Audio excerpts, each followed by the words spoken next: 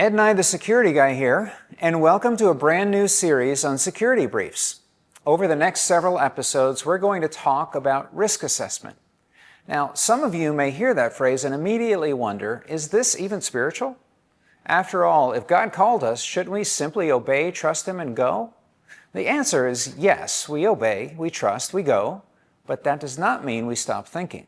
And it certainly does not mean that we ignore what's happening around us. You may remember from our Risk Mythbusters series that we spent several episodes dismantling statements that sound scriptural, but actually discourage wisdom. These myths share a common flaw.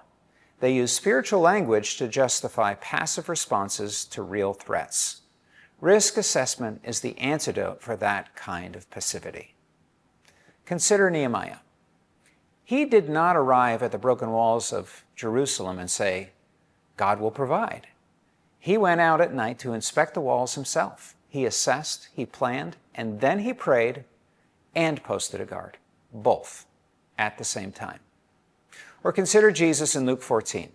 Right in the middle of teaching about discipleship, he offers two parables about strategic planning. A man building a tower, a king going to war. Both ask the same question. Did you sit down first and count the cost? And that phrase, sit down, matters.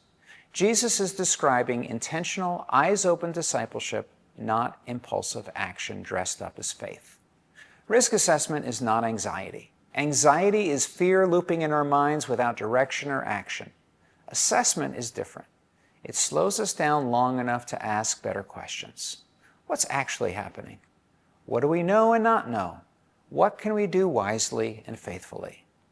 Done well, assessment does not replace prayer. It leads us to prayer. It does not replace courage. Sometimes it is what gives us the courage to stay, and sometimes the courage to leave.